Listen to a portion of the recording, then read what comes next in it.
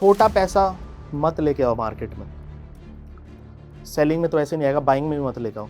बच्चे बोलते हैं सर 30,000 ले आऊँ 40,000, वो मार्केट नहीं रहा भाई अब 30-40 वाला। या तो आप डेली छोटा छोटा कमाओ, डेली छोटा छोटा, ठीक है। कैपिटल का आपने 1-1.5-2% रिस्क लेना है, जो भी लगा रहे हो, और जो रिटर्न आ रहा है वो आपने स्वीकार करना है। या फिर हाँ, ओवर ट्रेडिंग छोड़नी है, माइंड सेट करके आना है कि भाई साहब मुझे यहाँ पे ये करना है और इस तरीके से अपनी जर्नी स्टार्ट करनी है। मार्केट में आप 2 तरीके से पैसा बना सकते हो बस।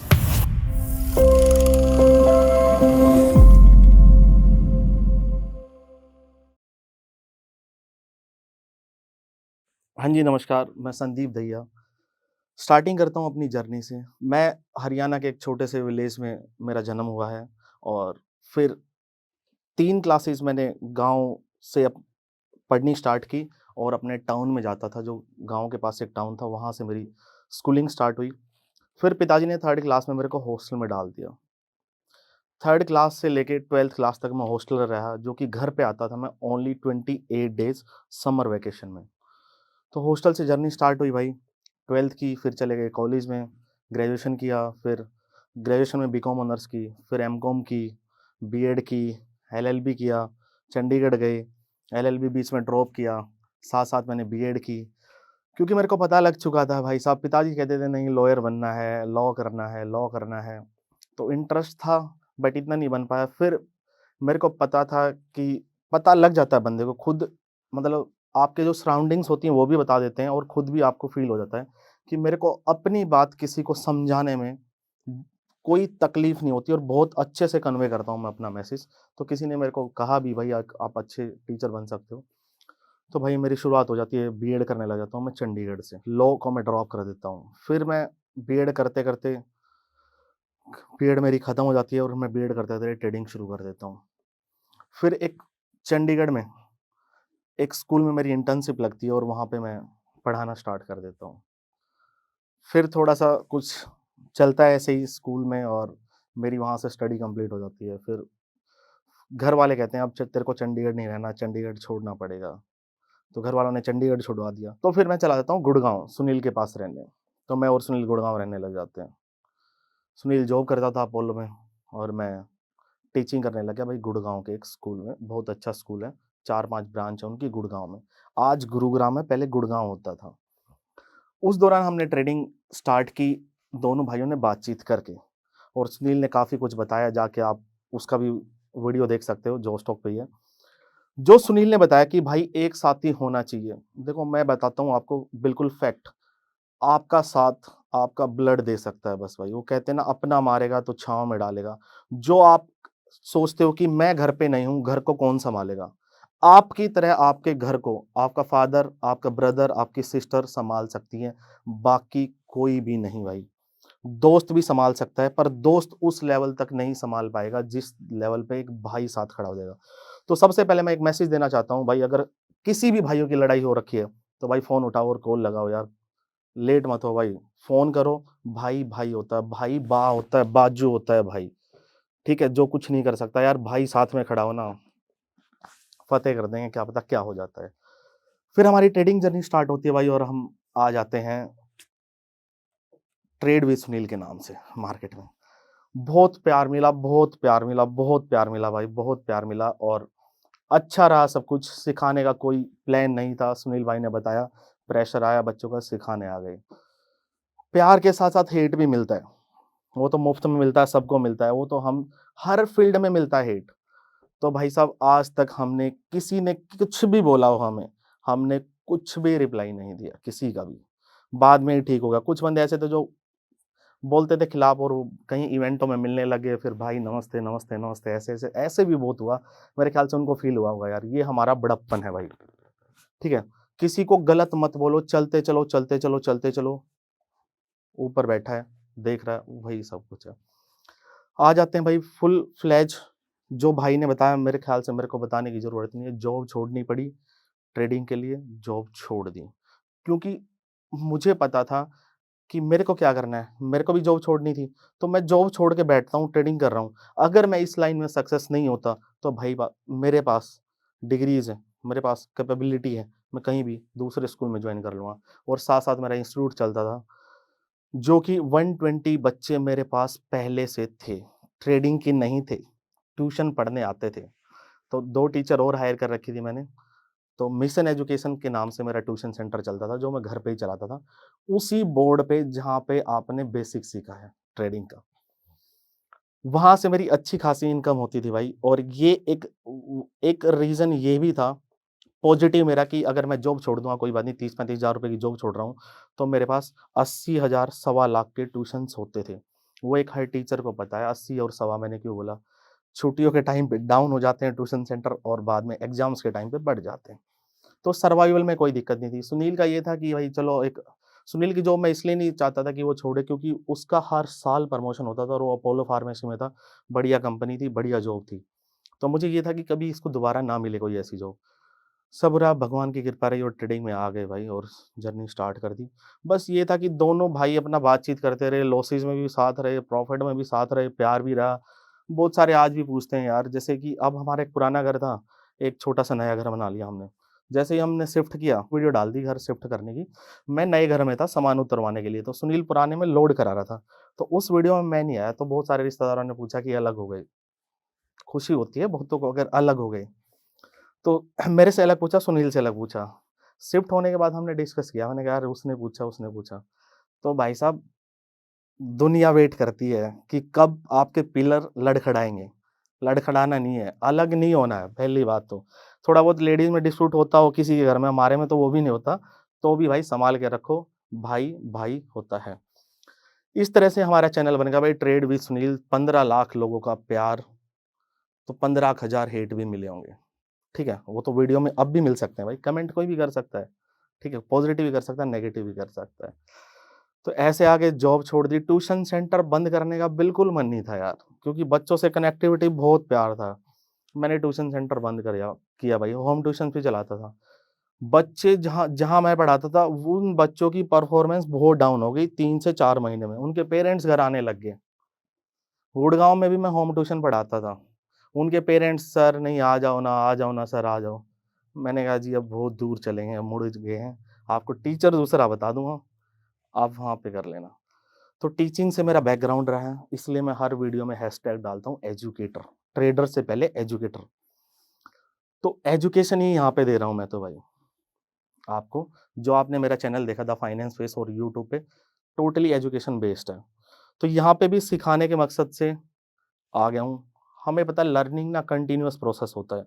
कोई भी ये नहीं कह सकता कि भई मैं कंप्लीट किसी चीज़ में ट्रेंड हूँ। तो learning through out the life चलता है भाई और एक कंटीन्यूअस प्रोसेस होता है। सीखते रहते हैं बंदे, सिखाते रहते हैं, सीखते रहते हैं। तो वो सीखने और सिखाने वाला प्रोसेस आज भी चालू है। तो एक वर्ड है एजुकेटर, मेरे को बहुत अच्छा लगता है और एजुकेशन से ही बिलॉन्ग करता हूँ भाई। और फिर ट्रेडिंग में आके द फाइनेंस फेस भी स्टार्ट कर दिया मैंने। तो अगर आपको थोड़ा बहुत नॉलेज लेनी है ट्रेडिंग की, तो द फाइनेंस फेस को भी फॉलो कर सकते हो। फिर ट्रेडिंग में क्या हुआ, जैसे कि सुनील ज़्यादा करने लगा, मैं थोड़ा कम करता था। फिर मेरा था ध्यान थोड़ा ज़्यादा इन्वेस्टमेंट की तरफ, मैं आईपीओ लेके आया। आईपीओज़ में बहुत अच्छा प्रॉफ़िट हुआ, जो बच्चों को मैंने सिखाया भी, मात्र बिल्कुल फ्री ऑफ कॉस्ट सिखाया मैंने आईपीओ। और मैंने बोला भी था जो सबसे पहले 50,000 प्लस प्रॉफ़िट करेगा उसको मैं इनवाइट करूँगा। अब थोड़े दिन पहले मैंने मीटअप किया था, बच्चों ने डेढ़-डेढ़ 3-3 लाख रुपए आईपीओ से प्रॉफ़िट किया है। आईपीओ में कोई भी रिस्क इन्वॉल्व नहीं है, तो मैंने आपको दिखाया, वीडियोज़ पीछे जाके देख सकते हो आप। आईपीओ में अच्छा ब बच्चों ने प्रॉफ़िट बुकिंग किया।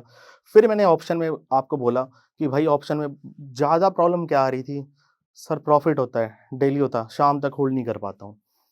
फिर मैंने आपको सीधी टेक्निक्स बताई भाई, आप ऐप डिलीट करो, या फिर मैंने आपको ये भी बताया कि आप एक सिंगल स्ट्रैटेजी को फ़ॉलो करो, वो बने तो ट्रेड ले लो, वो चाहे दिन में 40 बार बने।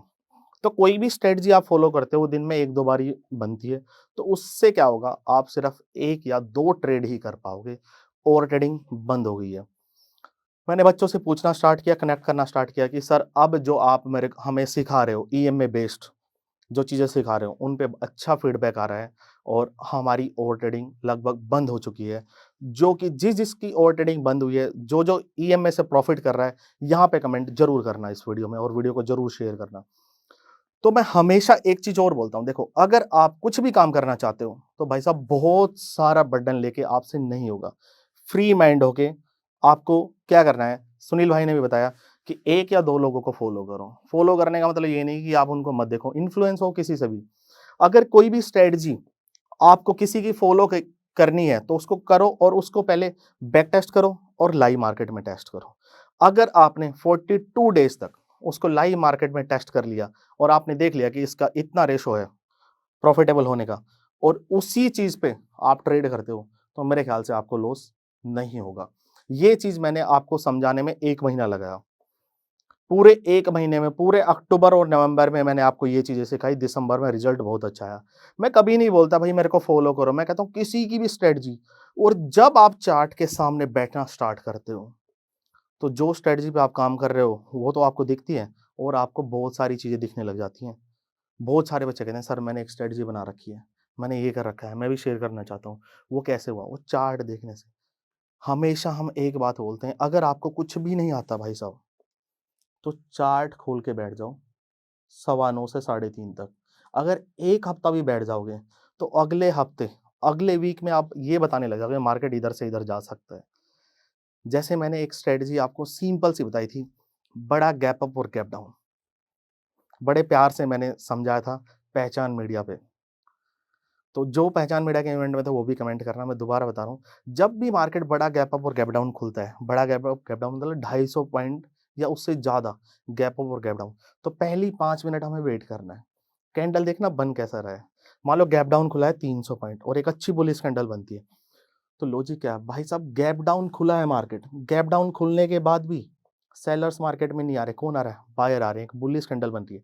तो इसका मतलब है आज मार्केट के डाउन जाने के चांसेस बहुत कम है, ना के बराबर।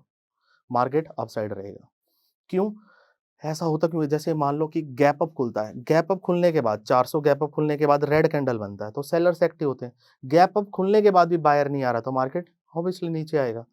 इसका क्या लॉजिक है?